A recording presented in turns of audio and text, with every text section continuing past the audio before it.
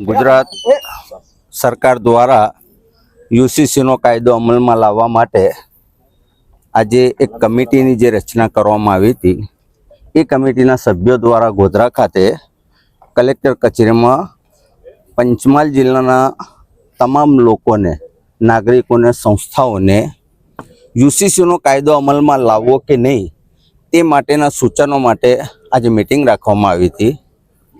પંચમહાલ જિલ્લાના મુસ્લિમ સમાજના વિવિધ સંગઠનો તથા નાગરિકો આજે પંચમહાલ કલેક્ટર કચેરી ખાતે સમિતિ સમક્ષ હાજર થયા અને તમામે એક સૂરમાં આ કાયદો અમલમાં લાવવા માટે પ્રચંડ વિરોધ કરવામાં આવ્યો।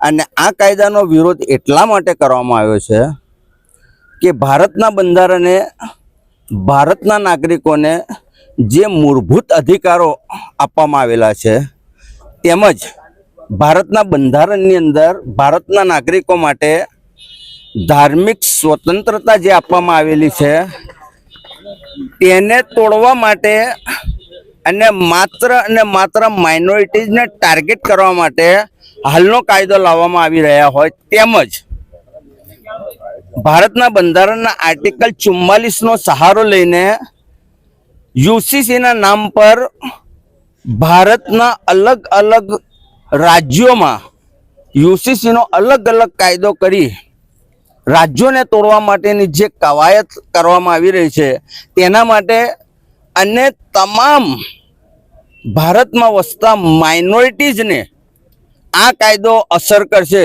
તેના માટે અમે આજે એનો પ્રચંડ વિરોધ કર્યો છે। અમે લેખિતમાં પણ આપ્યું છે, અમે ઓનલાઈન પણ મોકલવાના છે અને આજે અમે મૌખિક પણ રજૂઆત કરી છે। રૂહુલ અમીન અઠીલા, एडवोकेट गोधरा। मैं तो यही कहना चाहता हूँ, जो संविधान में लिखा हुआ है, वर्षों से लिखा हुआ है, कई साल हो गए हैं, फिर उसको फेर बदल करने की क्या जरूरत है। उसका विरोध करेंगे और क्या करेंगे। जो काम ठीक नहीं है उसका तो विरोध ही करेंगे ना।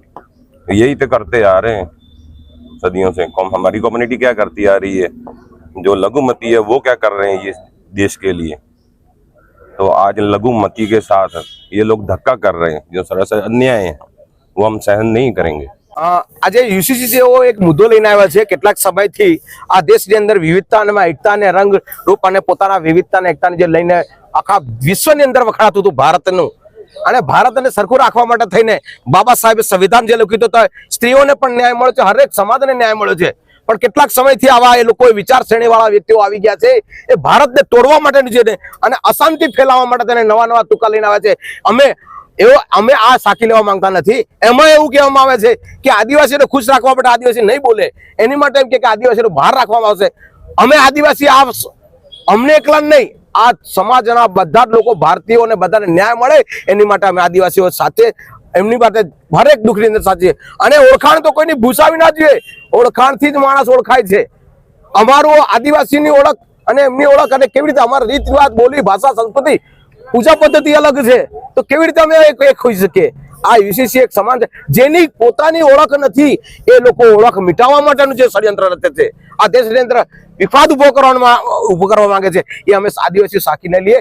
એસસી, એસટી, ઓબીસી અને માઇનોરિટીની સાથે આદિવાસીઓ પણ સાથે છે, કેમ કે કેટલાક સમયથી અમને લાગી રહ્યું છે કે આ સમાજને, આ દેશને તંત્ર ક્યાંક ને ક્યાંક બોલી નથી શકતા, પણ દુઃખે બધાને છે। મહેરબાની કરીને આવા ધક્કા ના કરો, સંવિધાન પૂરેપૂરું અમલમાં લાવો। આ જીવાનો પૂરો બધાનો હક છે, એ જ અમે આ લઈને આદિવાસીઓ અને એસસી, એસટી, ઓબીસી, માઇનોરિટી અમે બધા સાથે છીએ। અને જે પણ જે લોકો આ ચલાવે છે એમને કાન ખોલી કહે છે કે દેશને દરિયામાં ના ધકેલો, આવા ષડયંત્રથી ના ધકેલો, તમારા પ્રોપેગેન્ડા નહીં ચાલે। અમે આ યુસીસીનો પૂરેપૂરો વિરોધ કરીએ છીએ। લાગુ કરો પૂરેપૂરો, દેશની અંદર સંવિધાન પૂરેપૂરું લાગુ કરો, તો 100% અમે આ સમર્થનમાં। પણ યુસીસી તો બિલકુલ નામનું નહીં, એકને બાકાત રાખવાનું, એકમંચ રાખવાનું અમને ના ચાલે। અમે યુસીસીનો પૂરેપૂરો વિરોધ કરીએ છીએ। અને જો આ લાગુ કરશે તો અમે અગાઉ ગાંધી ચિંધ્યા માર્ગે અને પોતાના હક અધિકાર સંવિધાન બચાવવા માટે અમે કોઈ પણ સંવિધાનિક રીતે અમે પગલું લઈશું। પ્રવીણ પારગી, આદિવાસી એક્ટિવિસ્ટ। યુનિફોર્મ સિવિલ કોડ માટે અહીંયા ગુજરાત રાજ્યમાંથી એક સમિતિ ગોધરા ખાતે કલેક્ટર કચેરીમાં આવેલી સમગ્ર એસસી, એસટી, માઇનોરિટીના લોકોએ ભેગા થઈને યુનિફોર્મ સિવિલ કોડનો સખત વિરોધ કર્યો છે। આ દેશ જે છે એ એના માટે એવું કહેવાય વર્ષોથી કે અનેકતામાં એકતા, વિવિધતામાં એકતા, અને આ તમામ પ્રકારની વિવિધતા, અનેકતા અને એકતા અને અખંડિતતા આ દેશની જે છે એ તોડવાનો પ્રયત્ન, ભારતના બંધારણ ઉપર એક પ્રકારનો હુમલો અને ભારતના બંધારણ ઉપર ધીમે ધીમે એક યા બીજા બાના હેઠળ જો મનની વાત, આ ભારતના પ્રધાનમંત્રી નરેન્દ્ર મોદી સાહેબે વચ્ચે એક મન કી બાતનો પ્રોગ્રામ ચલાવ્યો હતો. હું જો મારા મનની વાત કહું તમને, તો પરિસ્થિતિ એવી છે કે આ યુસીસી યુનિફોર્મ સિવિલ કોડ જે છે એ માત્ર ને માત્ર આ દેશના મુસલમાનોને ટાર્ગેટ કરીને બનાવવામાં આવેલું આ બિલ જે છે, આ કાયદો ક્યારે પણ પસાર થવો જોઈએ નહીં. આ દેશની એકતા અને અખંડિતતા તોડવા માટેના પ્રયત્નના ભાગરૂપે આ થઈ રહ્યું છે. અને દેશમાં આ પ્રકારે ભારતના બંધારણમાં બક્ષેલા જે ફંડામેન્ટલ રાઇટ્સ જે છે, મૂળભૂત અધિકારો જે છે, એ મૂળભૂત અધિકારો ઉપર આ સરકારો યેન કેન પ્રકારે ગમે તે રીતે તરાપ મારીને મૂળભૂત અધિકારો ભોગવતા આ દેશના લોકોને મૂળભૂત અધિકારોથી વંચિત કરવા માંગે છે. અને મૂળભૂત અધિકારો, ફંડામેન્ટલ રાઇટ જે છે, એને ભોગવતા દેશના કોઈ પણ નાગરિકને કોઈ પણ વ્યક્તિ અટકાવી શકે નહીં. આ પ્રકારના કૃત્યો ચલાવી લેવાય નહીં. અને એ પોતાની તાકાત બતાવીને ગમે તે રીતે આ કાયદાનો અમલ કરાવવાનો પ્રયત્ન કરશે તો અમે આ દેશના લોકો આ કાયદો જે છે એને પસાર નહીં થવા દેવા માટે એડી ચોટીનું જોર લગાવી દઈશું. અને તમામ રીતે આ જે કાયદો જે છે પસાર ન થાય માટેના સમગ્ર પ્રકારે આ ગુજરાત રાજ્યમાં ને સમગ્ર ભારત દેશમાં આનો અમલ ન થાય એના માટે સમગ્રપણે એસસી, એસટી, ઓબીસી, માઇનોરિટી આ બધા જ લોકો ભેગા મળીને એક તાકાત લગાવીને નજીકના ભવિષ્યમાં ગાંધી ચીધિયા માર્ગે ખૂબ મોટું આંદોલન કરીશું એવી પણ વાત કરું છું. નરેન્દ્ર પરમાર, એડવોકેટ, ગોધરા. ગુજરાત સરકાર દ્વારા જે યુસીસીનો કાયદો અમલ કરવાનો છે એના સંદર્ભમાં આજ રોજ કલેક્ટર ઓફિસ ખાતે બધાનો ઓપિનિયન લેવા માટે એક મિટિંગનું આયોજન કરવામાં આવેલું હતું. આ મિટિંગમાં આવેલ સૌ લોકોએ યુસીસીના કાયદાનો અમલ થાય એના સંદર્ભમાં સમર્થન આપ્યું છે. જલ્દીથી જલ્દી ગુજરાત સરકાર યુસીસીનો કાયદો ગુજરાતમાં લાગુ કરે અને સખ્ત રૂપે એનું પાલન કરવામાં આવે એ પ્રકારની સૌની માંગ હતી.